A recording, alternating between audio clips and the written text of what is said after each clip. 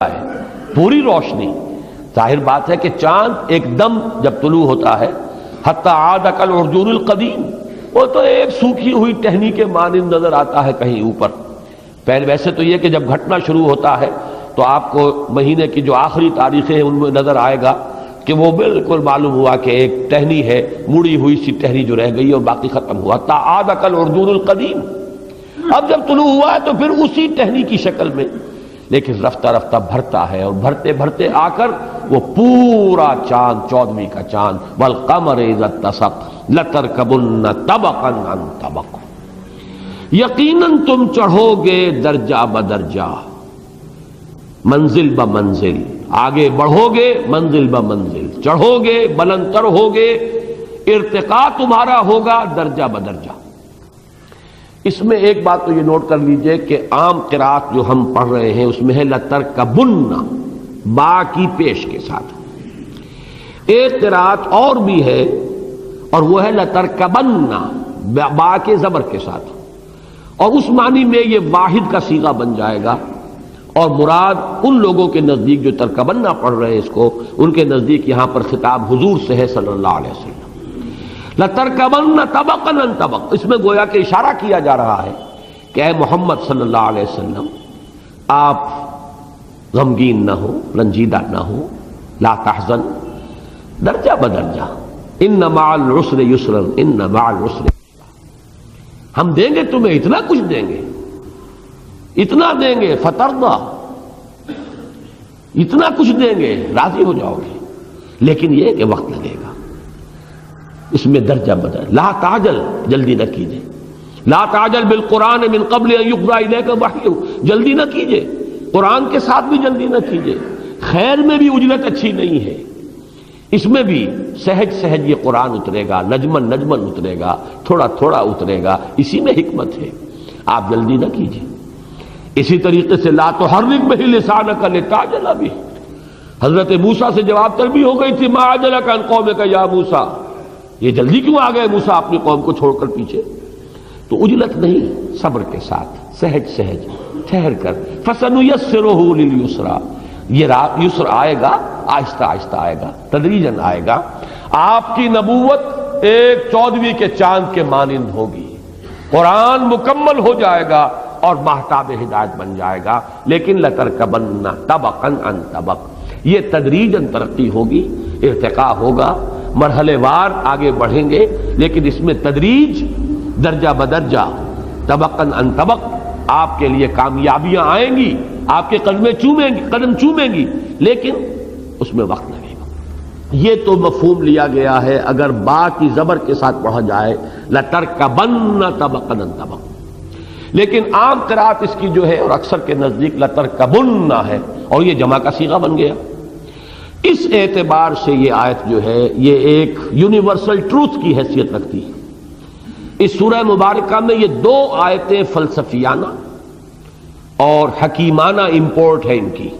ان کی اہمیت جو ہے فلسافیکل امپورٹ. وہ پہلی آیت انک کادح الی ربک کدحا فملاقیہ، دوسری آیت لترکبن طبقا عن طبق.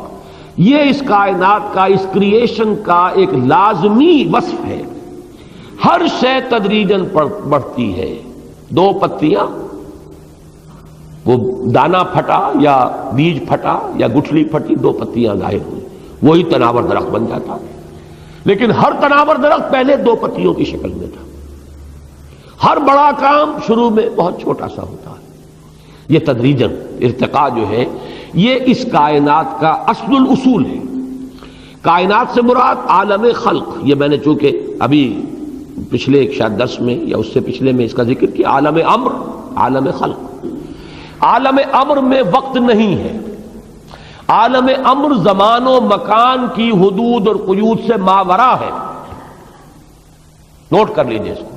آج میں اور زیادہ زور دے کر کہہ رہا ہوں، زمان و مکان کی حدود سے ماورا عالم امر. اور عالم امر سے جو شے متعلق ہے اس کے لیے بھی کوئی زمان و مکان کی قید نہیں، نہ ٹائم نہ اسپیس. فرشتے عالم امر کی شے ہیں اور ارواح انسانی عالم امر کی شے ہیں، تیسری کوئی شے نہیں. عالم امر سے متعلق صرف دو چیزیں، ارواح انسانی اور فرشتے. باقی یہ عالم خلق ہے. عالم خلق یوں سمجھیے کہ وہ ٹائم اینڈ سپیس کمپلیکس جو بالکل ایک وحدت تھا وہ پھٹا ہے. ٹائم ایک علیحدہ کمپوننٹ بن گیا ہے، سپیس علیحدہ بن گیا ہے. اب عالم خلق میں وقت جو ہے یہ اس کا انٹیگرل پارٹ ہے. یہاں عالم خلق میں جو شے ظاہر ہوتی ہے وقت لے کر ظاہر ہوتی ہے.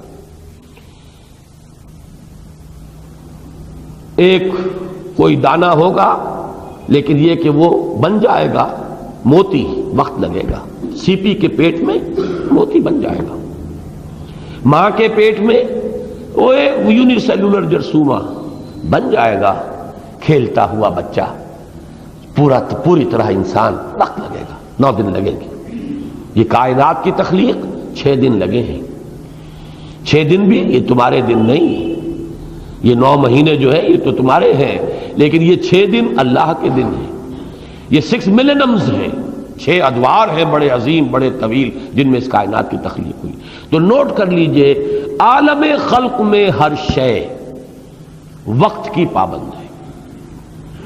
عالم امر ماورا ہے، زمان و مکان دونوں کی حدود و قیود سے.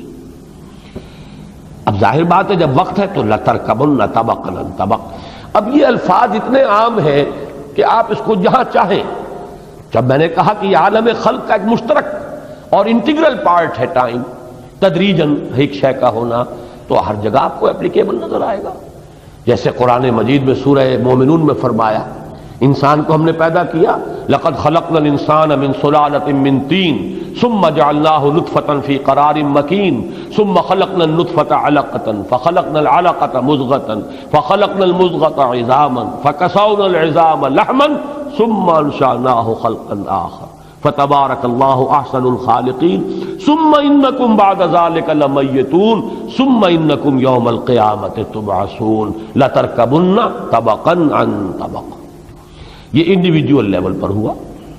ایک جرثومہ، ایک وہ منی کا قطرہ، اسی میں نطفہ ہے، پھر نطفے سے علقہ ہے، علقہ سے مضغہ ہے، اسی سے ہڈیاں ہے، اس پر گوشت چڑھا ہے، پھر اس کی ایک اور اٹھان ہوئی ہے، پھر وہ پیدا ہوا ہے، پھر وہ جوان ہوا ہے، پھر وہ بوڑھا ہوا ہے، پھر اس پر موت آئی ہے، پھر وہ عالم برزخ میں سے گزرا ہے، اور پھر قیامت کے دن فَإِذَا هُمْ قِيَامٌ يَنظُرُونَ کھڑے ہو گئے دیکھتے ہوئے. لَتَرْكَبُنَّ طَبَقًا عَن طَبَقٍ.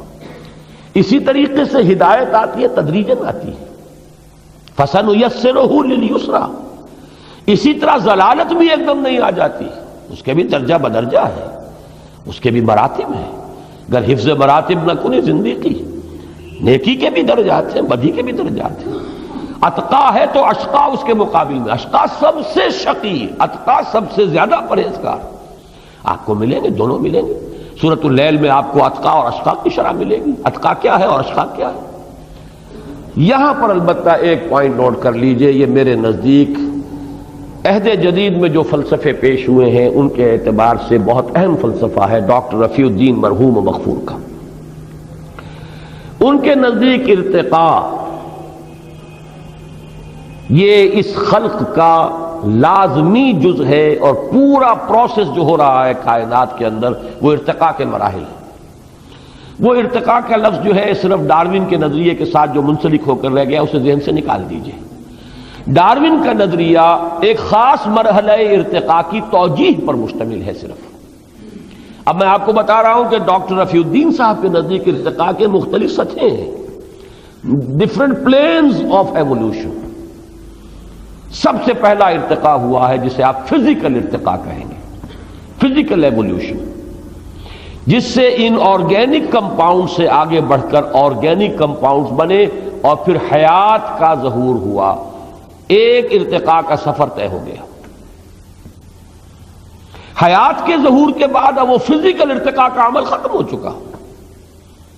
اب شروع ہوا بایولوجیکل ایوولوشن، حیاتیاتی ارتقاء.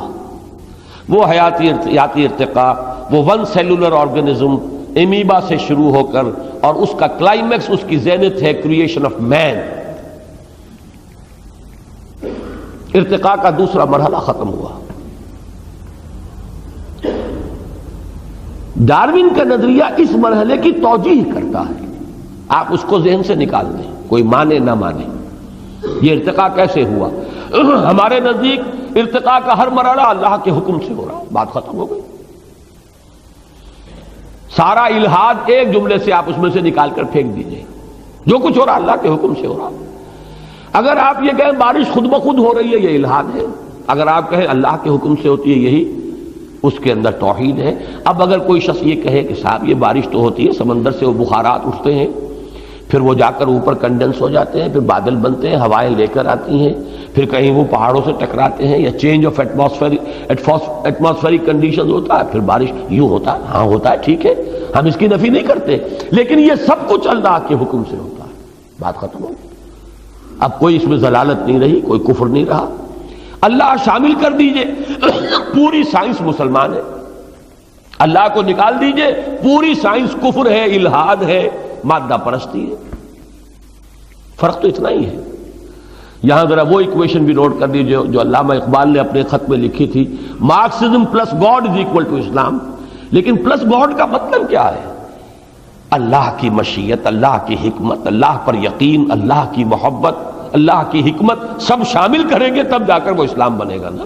وہ صرف نام لکھ دینا تو نہیں ہے کہ آپ میں خانے کا افتتاح قرآن مجید کی تلاوت سے کر لیں، وہ مطلب نہیں، بلکہ یہ کہ اس کو رگے پے میں، ایمان باللہ کو اس کی رگوں پے کے اندر دوڑا دیجئے، اسلام بن جائے۔ اس سائنس کے رگوں پے میں اللہ کو شامل کر دیجئے، اللہ کے تصور کو، تو یہی سائنس مسلمان سائنس ہوگی۔ باقی یہ فرق تو نہیں ہو جائے گا کہ پانی H2O نہیں ہے، یہ کون فرق ہوگا؟ وہ تو دو ایٹم ہائیڈروجن کے اور ایک آکسیجن کا، وہ تو ہے، ان میں کوئی شک نہیں، لیکن یہ کہ یہ سب کچھ اللہ کے اذن سے، اس کے حکم کے تابع۔ اس کو ذہن میں رکھیے تو ارتقاء کا کوئی فلسفہ اب آپ کو پریشان نہیں کرے گا۔ باقی وہ ارتقاء جو ہے اس پر میری علیحدہ تقریریں موجود ہیں، میں اس وقت اس میں نہیں جا رہا، میں تھرڈ پلین کی طرف آ رہا ہوں۔ First plane of evolution is physical evolution which comes to its end with the appearance of life. Second plane of evolution is the biological evolution, from one cellular organism to the creation of man. تیسرا مرحلہ ہے intellectual اور psychological evolution. اب ارتقاء جاری ہے۔ بہت سے لوگ کہتے ہیں صاحب ارتقاء کیوں رک گیا انسان پر آ کر؟ ارتقاء رکا ہے، رکا نہیں ہے، بلکہ اس کا رخ بدل گیا، اس کا لیول بدل گیا ہے۔ اب پلین آف ایوولوشن جو ہے، سطح اس کی بدل گئی ہے، وہ ہے انٹلیکچوئل اینڈ سائیکولوجیکل۔ انسان کا ذہنی اور نفسیاتی ارتقاء یہ اپنے نقطہ عروج کو پہنچا ہے ذات محمدی میں صلی اللہ علیہ وسلم۔ معراج انسانیت محمد الرسول اللہ۔ ذہنی، فکری، نفسیاتی اعتبار سے ارتقاء ہوا ہے۔ اس ارتقاء کی انتہا ذات محمد صلی اللہ علیہ وسلم۔ اب ارتقاء کون سا ہو رہا ہے؟ اس کا نام ہے سوشل ایوولوشن۔ حضور نے اپنی ذات کے اس مقام ارتقاء کے عروج پر پہنچنے کے ساتھ معاشرے کو بھی اوپر اٹھایا تھا، ایک جھلک دکھا دی تھی۔ یہ ہے نظام عدل اجتماعی، یہ ہے معراج انسانیت اجتماعی سطح پر، یہ معاشرہ، یہ اخلاق، یہ نظام سیاسی، یہ نظام معاشی، یہ معاشرتی اقدار، یہ ہے جھلک دکھائی ہے محمد الرسول اللہ صلی اللہ علیہ وسلم نے۔ اور انسان ابھی صرف جھلک ہی دیکھنے کا متحمل ہو سکتا تھا۔ ابھی سوشل ایوولوشن کا کلائمیکس ہوگا جبکہ اس پورے کرۂ ارضی پر وہ نظام قائم ہو جائے گا جو محمد عربی صلی اللہ علیہ وسلم نے قائم کیا تھا، and that will be the end. یہ معاملہ آ کر ہماری ان روایات کے ساتھ اس کی مطابقت پیدا ہوتی ہے کہ قیامت سے پہلے وہ نظام دین حق پورے کرۂ ارضی پر غالب ہو کر رہے گا۔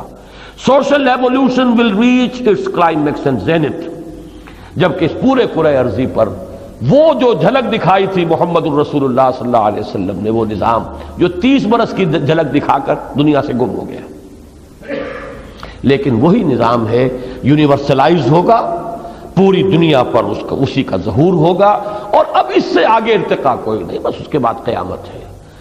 تو physical evolution, biological evolution, intellectual and psychological evolution, and the final stage جو اب زیادہ دور نہیں ہے، that is the social evolution. معاشرتی اور اجتماعی. لَتَرْكَبُنَّ طَبَقًا عَن طَبَقٍ، تم لازماً چڑھو گے درجہ بدرجہ، ایک طبق سے. طبق کہتے ہیں کسی شے، اسی سے لفظ مطابقت بنا ہے. اب یہ میز ہے، اس کے اوپر کپڑا ایسا ہی ڈال دیا جائے جو جیسا یہ مطابقت ہے، پوری میز کے اوپر اس کو پھیلنا ہوگا. تو طبق وہ شے ہے جو کسی چیز کو ڈھانک لیتی ہے پورے طور سے. آسمان کو کہا گیا سبع سماوات طباقا، ایک دوسرے کے اوپر تہ بر تہ، ایک دوسرے کو ڈھانپے ہوئے. تو اسی طریقے سے درجہ بدرجہ اوپر کی سیڑھی پر آپ پہنچ جاتے ہیں تو دوسری نچلی سیڑھی جو ہے وہ آپ کی نگاہوں سے اوجھل ہو گئی ہے، آپ اوپر چڑھائے ہیں. لَتَرْكَبُنَّ طَبَقًا عَن طَبَقٍ فَمَا لَهُمْ لَا يُؤْمِنُونَ، تو کیا ہو گیا انہیں، یہ کیوں ایمان نہیں لا رہے؟ ہدایت محمدی صلی اللہ علیہ وسلم اور یہ قرآن مجید کلام اللہ یہ ظاہر ہو چکا. یہ آفتاب ہدایت، یہ ماہتاب ہدایت یہ تو ظاہر ہو چکا، صبح طلوع ہو چکی، اندھوں کو نظر نہیں آ رہا. دیکھیے وہ سملی، وہ تمثیل جو سورہ بقرہ کے دوسرے رکوع میں آئی ہے. مثلهم كمثل الذي استوقد نارا فلما اضاءت ما حوله ذهب الله بنورهم وتركهم في ظلمات لا يبصرون صم بكم عمي فهم لا يرجعون. اندھیری رات تھی، قافلہ راستہ بھٹک گیا تھا، ہاتھ کو ہاتھ سجائی نہیں دے رہا تھا کہ کسی نے بڑی ہمت کی ہے، لکڑیاں جمع کی ہے، آگ روشن کر دی. آگ روشن ہو گئی، ماحول منور ہو گیا. لیکن کچھ بدبخت ایسے تھے کہ جس وقت ماحول روشن ہوا ان کی بینائی سلب ہو گئی، وہ اندھے کے اندھے، اندھیرے کے اندھیرے میں رہ گئے. تاریکی تھی رات کی، وَاللَّيْلِ إِذَا عَسْعَسَ، رات کی تاریکی تھی، راستہ نہیں سوج رہا تھا، قافلہ انسانیت بھٹک رہا تھا. محمد الرسول اللہ صلی اللہ علیہ وسلم نے آگ روشن کی، وحی کی روشنی سے ماحول منور ہو گیا. کچھ بدبخت تھے، حسد کی آگ میں جل مرے، ان کی بینائی سلب ہو گئی، وہ اندھیرے کے اندھیرے میں. وہ چاہے ابو جہل ہو، چاہے وہ یہودی ہو، پہچانتے ہیں اپنے بیٹوں کے مانند لیکن مان نہیں سکتے. حسد من عند انفسہم، ان کے آگ جو ہے حسد کی آگ ہے جو ان کو اندر سے جلا رہی ہے. یہ ہم سے کیوں لے لیا گیا؟ یہ ہم سے آگے نکل گیا محمد صلی اللہ علیہ وسلم. یہ یتیم جس کی کوئی حیثیت نہیں تھی، یہ تو کچھ کھا پی بھی رہا تھا تو اپنی بیوی کی دولت تھی جس کے بل پر اس کو آسائش حاصل ہوئی. بڑے بڑے چودھری تھے، ولید بن مغیرہ جیسے لوگ، ان کو کیوں نہیں چنا اللہ نے؟ ہمیں ریجیکٹ کیا. ہم چودھری، سرمایہ دار، مالدار، دولت والے، ہمارا لوگ ہمیں سلام کرتے ہیں، ہمیں ہٹا کر اور اس یتیم کو، یہ در یتیم، اسے لے لیا گیا. ادھر یہود کو ہم کتاب والے، ہم شریعت والے، ہماری مشیخت ہے، ہماری چودھراہٹ ہے، ہمارا فتویٰ چلتا ہے، لوگ ہمارے ہاتھ چومتے ہیں. یہ کہاں سے آ گیا محمد صلی اللہ علیہ وسلم؟ ہمیں ریجیکٹ کر کے اسے اللہ نے چن لیا. یہ حسد ہے. فما لهم لا يؤمنون، کیا ہو گیا انہیں، کیوں ایمان نہیں لا رہے؟ صبح تو طلوع ہو چکی ہے، ماحول منور ہو چکا ہے. مثلهم كمثل الذي استوقد نارا فلما اضاءت ما حوله ذهب الله بنورهم وتركهم في ظلمات لا يبصرون صم بكم عمي فهم لا يرجعون. فما لهم لا يؤمنون واذا قرئ عليهم القرآن لا يسجدون، اور جب ان پر قرآن پڑھا جاتا ہے، انہیں قرآن پڑھ کر سنایا جاتا، سجدہ نہیں کرتے، گرتے نہیں سجدے میں. اس آیت کو آپ سمجھ لیجیے، آیت سجدہ ہے، بعد میں ہم سجدہ کر لیں گے، لیکن نوٹ کیجیے اس کا اصل میں پس منظر کیا ہے. عربوں کی یہ روایت تھی، انہیں اپنے صاحب کلام ہونے پر بڑا فخر تھا. اپنے ادب، اپنی فصاحت، اپنی بلاغت، اپنی شاعری، اپنی خطابت، بڑا ان کو، ہم ہیں بولنے والے، زبان والے، باقی یہ تو باقی دنیا جو ہے عجمی ہے. جیسے یہودیوں کا یہ زوم تھا کہ باقی دنیا جینٹائلز ہے، یہ تو وحشی لوگ ہیں، یہ تو انسان کہلانے کے حقدار بھی نہیں، انسان تو ہم ہیں، we are the chosen people of the Lord. ان کو یہ زوم تھا ادیب ہم، صاحب زبان ہم، طلاقت لسانی ہمارے پاس، فصاحت و بلاغت کا یوں سمجھیے کہ ہم پر ختم ہو گئی. تو یہ، اور ان کے اندر یہ آپ کو معلوم ہوگا کہ ایک روایت یہ تھی کہ سال کے بعد ایک میلہ لگتا تھا اور اس میں شعراء اپنا کلام پیش کرتے تھے. مشاعرہ یوں سمجھیے ہوتا تھا، مقابلہ۔ جس شاعر کے قصیدے کو سمجھا جاتا تھا کہ یہ سب سے اونچا ہے، اب وہ سبع معلقہ کے قصائد جو ہیں ان میں سے وہ اب اس کو ٹانگ دیتے تھے کعبے کی دیوار پر، گویا کہ یہ اس کو ایک خراج تحسین ادا کیا جا رہا ہے کہ یہ وہ شخص ہے جس کا قصیدہ یہ سب سے اونچا شمار ہوا اور یہ آویزہ کر دیا گیا ہے دیوار کعبہ پر۔ اور تمام شعراء اس شاعر اعظم کو، اس ملک الشعراء کو وہ سجدہ کرتے تھے۔ سجدہ در حقیقت کسی کی عظمت کو ماننے اور اعتراف کی علامت ہے۔ آپ سجدہ کرتے ہیں اللہ کے سامنے، اللہ سبحان ربی العظیم، سبحان ربی الاعلیٰ، رکوع اور سجود۔ در حقیقت یہ ہمارا ایک جیسچر ہے فزیکل، اس کی سمبولک حیثیت ہے کہ ہم نے اللہ کی عظمت کے سامنے سر جھکا دیا۔ رکوع اس کا پہلا مرحلہ ہے اور سجدہ جو ہے وہ آخری پروسٹریشن جو ہے، گویا کہ اپنے رب کے قدموں میں سر رکھ دیا۔ تو کیوں نہیں سجدہ کر رہے ہیں؟ حضرت لبید آخری شاعر ہے سبع معلقہ کے، ان کا عالم تو یہ ہے کہ انہوں نے قرآن کے بعد جب نازل ہوا اور وہ ایمان لائے، انہوں نے شعر کہنے چھوڑ دیے۔ حضرت عمر نے ایک مرتبہ پوچھا لبید رضی اللہ تعالی عنہ، اب آپ شعر نہیں کہتے؟ جواب دیا بعد القرآن، کیا قرآن کے بعد اب کسی کے لیے موقع ہے کہ کچھ کہے؟ کوئی فصاحت اور بلاغت میں کوئی اپنے جوہر دکھائے، کوئی جولانگاہ جو ہے اس میں کچھ قدم رکھے؟ تو فصاحت اور بلاغت کی یہ معراج، یہ آفتاب ہدایت، ماہتاب ہدایت طلوع ہو چکا، پورا سورج، پورا چاند بھر چکا ہے، والقمر اذا اتسق، اس کے باوجود انہیں کیا ہوا؟ کیوں نہیں گر پڑتے؟ فما لهم لا يؤمنون واذا قرئ عليهم القرآن لا يسجدون بل الذين كفروا يكذبون۔ بل یہاں پہ بالکل وہ بلکہ جو ہم کہتے ہیں اردو میں، چاہیے تو یہ تھا سجدے میں گرتے، اعتراف کرتے، تسلیم کرتے، اپنے باطن کو اس سے منور کرتے۔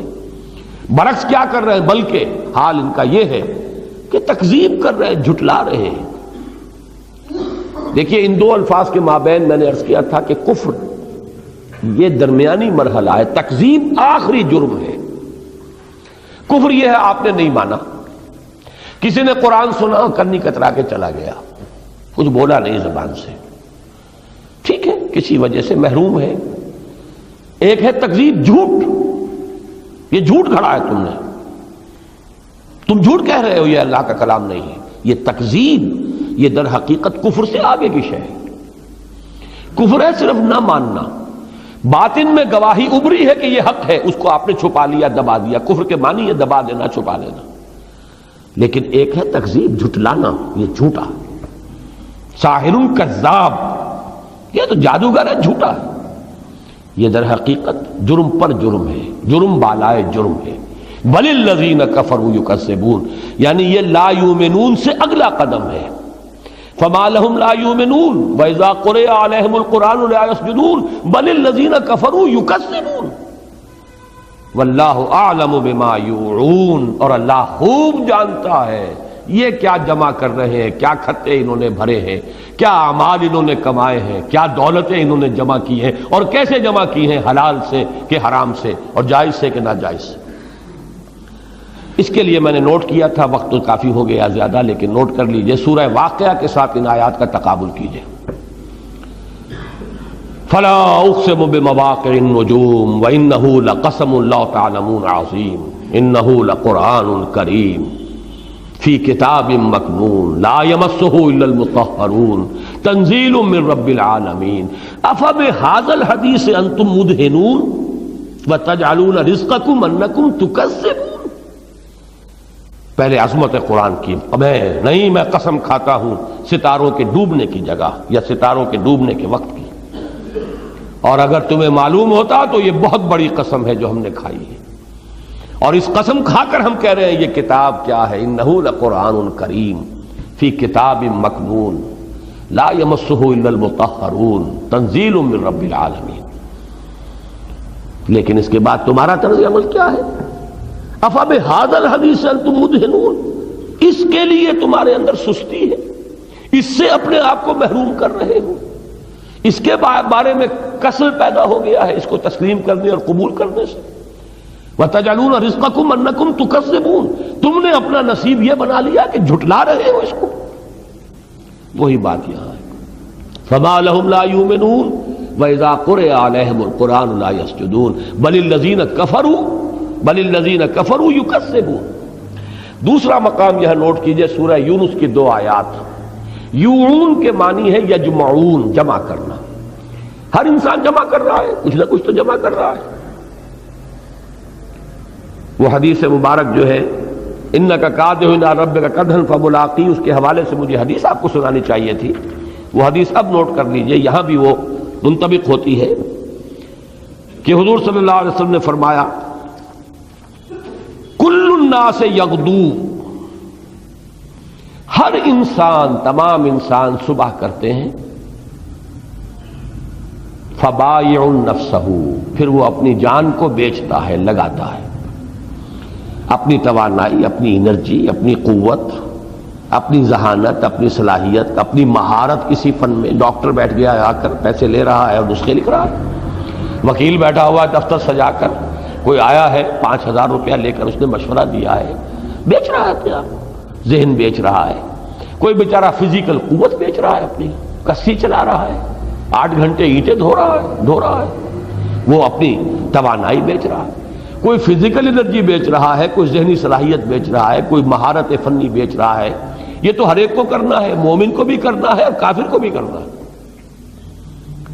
مومن بھی ہے، غریب ہے، ملازم ہے، امپلائی ہے، مزدور ہے، یا کوئی پروفیشنل ہے، اور کافر بھی ہے. کل الناس یغدو فبائع نفسہ فموبقها او موبقها. نتیجہ کیا نکلتا ہے؟ صبح سے شام تک میں نے بھی بیچا اپنے آپ کو، آپ نے بھی بیچا، بکر نے بھی بیچا، عامر نے بھی بیچا. جس نے اپنے آپ کو بیچنے میں حلال اور حرام کی تمیز ہٹا دی، وہ اپنے نفس کے لیے ہلاکت لے کر آیا ہے. شام کو گناہ کی ایک یوں سمجھیے کہ گٹھڑی باندھ کر لے کر آیا ہے، گویا کہ آگ کا ایک الاؤ لے کر لوٹا ہے اپنے گھر. اور جس نے اللہ کے احکام کو سامنے رکھا ہے، حلال پر قناعت کی ہے، صحیح بات کی ہے، وہ مغفرت لے کر آیا ہے. اپنے نفس کو چاہے تو وہ آزاد کرا کر آتا ہے جہنم کی آگ سے، دن بھر کی محنت اور اپنے آپ کو بیچ کر، اور یا پھر اپنے نفس کے لیے پروانہ عذاب لے کر آتا ہے، لوٹتا ہے. تو جو کچھ بھی انسان اپنے آپ کو انویسٹ کر کے جمع کر رہا ہے، یہ مال، دولت، اسباب، اور نہیں تو آپ نے دیکھا ہوگا بڑے بڑے عمراء کے ڈرائنگ رومز میں وہ اینٹیکس رکھی ہوئی ہیں، اور ایک ایک چیز جو ہے قدیم وہ کتنی قیمتی ملتی ہے. لیکن بڑا غرور ہے، یہ فلاں کی بنائی ہوئی تصویر ہے، یہ میں نے اتنے $1,00,000 کی خریدی، یہ ہٹلر کا قلم ہے، یہ اتنے لاکھ کا ہے، لگا ہوا ہے. جمع کر رہے ہیں، نوادر جمع ہو رہے ہیں، اور کیا کچھ جمع، ہیرے جواہرات جمع ہو رہے ہیں. جمع کر رہا ہے انسان اپنے آپ کو بیچ کر، اپنی صلاحیتیں بیچ کر یہ جمع کر رہا ہے. فرمایا بل الذین کفروا یکذبون واللہ اعلم بما یوعون. جو یہ جمع کر رہے ہیں اپنے آپ کو بیچ کر، کادحا الی ربک کدحا فملاقی کے نتیجے میں، بائع نفسہ کے نتیجے میں، اللہ کو خوب معلوم ہے انہوں نے کیا چھوڑا اور کیا اختیار کیا، کس شے سے اپنے آپ کو محروم کیا، اور کیا انہوں نے سنگ ریزے اور خزف ریزے لا کر جمع کر لیے ہیں، ڈھیلے کی جن کی قیمت نہیں ہوگی آخرت میں. اس کے برعکس قرآن کے بارے میں سورہ یونس میں فرمایا یا ایھا الناس قد جاءتکم موعظۃ من ربکم وشفاء لما فی الصدور وہدی ورحمۃ للمؤمنین قل بفضل اللہ وبرحمتہ فبذلک فلیفرحوا ھو خیر مما یجمعون. اے لوگو، تمہارے پاس تمہارے رب کی طرف سے نصیحت بھی آ گئی، موعظہ آ گیا. تمہارے سینوں کے اندر جو روگ ہیں، روح میں تم نے اگر کوئی روگ پال لیے ہیں، ان کا مداوع بھی آ گیا. اپنی بدعمالیوں سے یہاں زنگ لگایا ہوا ہے، اس کے ازالے کا سامان بھی آ گیا، سیکل آ گیا، پالش کر لو. اور ہدایت آ گئی، رحمت آ گئی تمہارے رب کی طرف سے اہل ایمان کے حق میں. قل اے نبی کہہ دیجئے بفضل اللہ وبرحمتہ، یہ اللہ کے فضل سے نازل ہوا ہے، اس کی رحمت سے نازل ہوا ہے. یہ فضل خداوندی کا مظہر اتم، رحمت خداوندی کا مذہب اتم اور اکبر. قل بفضل اللہ وبرحمتہ فبذلک فلیفرحوا، تو چاہیے کہ اس پر خوشیاں منائیں، اس پر اترائیں، اس پر جشن منائیں کہ اللہ نے ہمیں اپنا کلام عطا فرمایا. ہوا خیر مما یجمعون، یہ کہیں بہتر اور قیمتی ہے ان چیزوں سے جنہیں یہ جمع کر رہے ہیں. ہوا خیر مما یجمعون، نوٹ کیجئے یہاں پر وہی اسلوب ہے. بل الذین کفروا یکذبون واللہ اعلم بما یوعون، اللہ کو خوب معلوم ہے جو کچھ انہوں نے جمع کیا ہے، جو سنگریزے انہوں نے جمع کیے ہیں، اینٹ پتھر جمع کر لیے ہیں، خوب معلوم ہے اللہ کو. فبشرہم بعذاب علیم، کہیں کہیں سٹائر اور طنز ہے قرآن میں، تو اے نبی بشارت دے دیجئے انہیں دردناک عذاب کی. اب بشارت تو ہونی چاہیے مغفرت کی، لیکن یہ اسی بشارت کے مستحق ہیں. ہر ایک کا اپنا مقام ہے، اپنا حق ہے. ان کے لیے بشارت یہی سورہ حدید میں آیا ہے، مأواکم النار ہی مولاکم، اب تمہارا ٹھکانہ بھی آگ ہے، وہی تمہاری ہمدرد ہے، غم گسار ہے. دکھ درد کہنا ہے، سننا ہے، اسی سے کہو سنو، وہی تمہارا اوڑھنا، وہی تمہارا بچھونا. مأواکم النار ہی مولاکم وبئس، اب مولا، ہمدرد، پشت پناہ، مددگار، حامی، فرمایا یہی آگ ہے جو کچھ ہے. ہمدرد سمجھو تو یہ، اپنا مولا سمجھو تو یہ، اپنا پشت پناہ سمجھو تو یہ، دکھ درد کہنا سننا ہو تو اس سے. فبشرہم بعذاب علیم الا الذین آمنوا وعملوا الصالحات لہم اجر غیر ممنون، سوائے ان کے جو ایمان لائے اور انہوں نے نیک عمل کیے. عمل صالح، ایمان کی گواہی، ایمان کا شاہد عمل صالح. عمل صالح نہیں ہے ایمان حقیقی نہیں. قانونی ایمان ہے، مسلمان سمجھے جائیں گے اشہد ان لا الہ الا اللہ واشہد ان محمد رسول اللہ، جو کلمہ شہادت ادا کیا جائے گا قانوناً مومن ہے، قانوناً مسلم ہے. حقیقی ایمان جب دل کے اندر یقین کی کیفیت ہو، اس کا یقینی نتیجہ عمل کی درستی. الا الذین آمنوا وعملوا الصالحات لہم اجر غیر ممنون، ان کے لیے پھر اجر ہے، ثواب ہے، بدلہ ہے، اور وہ ہے غیر ممنون. دونوں معنی اس کے ہو جائیں گے. ایک تو یہ کہ جس کا سلسلہ کبھی منقطع نہیں ہوگا، اور ایک یہ کہ جس پر احسان جتایا بھی نہیں جائے گا. ہم کہتے ہیں نا میں بڑا ممنون ہوں آپ کا، مننا یمنو کے معنی آتے ہیں احسان جتانا. اللہ دے گا اور کیا فرمائے گا؟ بندہ تو یہ کہے گا پروردگار یہ تیرا فضل ہے، میں اس لائق نہ تھا. الحمدللہ الذی ہدانا لہذا وما کنا لنہتدی لولا ان ہدانا اللہ، تو نے ہمیں پہنچایا ہے، تیرا کرم ہے، تیرا فضل ہے، ہمارے اعمال ایسے نہ تھے. اللہ کہے گا نہیں، یہ تمہارے اعمال ہیں، تمہاری نیکیوں کو ہم نے سنبھال کر رکھا ہے، پالا ہے، پوسا ہے، پروان چڑھایا ہے. یہ موتی تمہارے اپنے کمائے ہوئے ہیں. یہ ہے اللہ تعالیٰ کی طرف سے، بندے کی طرف سے یہ ہوگا، یہ صرف تیری رحمت اور فضل کا منظر ہے. تو یہاں ہے غیر ممنون، وہ اجر، ایک تو یہ کہ اس کا سلسلہ منقطع نہیں ہوگا. خالدین فیہا ابدا، جنت کو تو سبھی مانتے ہیں کہ ابدی ہے، اس کا تو کوئی اختتام نہیں ہے. اختلاف اگر کچھ لوگوں کو ہے، ابن عربی اور ابن تیمیہ کو تو دوزخ کے بارے میں ہے. یہ تو ابدی ہے، ابدی ہمیشہ کے لیے. اور پھر یہ کہ اس پر کوئی احسان جتلانے والی بات نہیں ہے، بلکہ قدر افزائی ہے. اللہ شکور ہے، وہ تو بہت قدر افزائی فرمانے والا ہے. اللہم ربنا اجعلنا منہم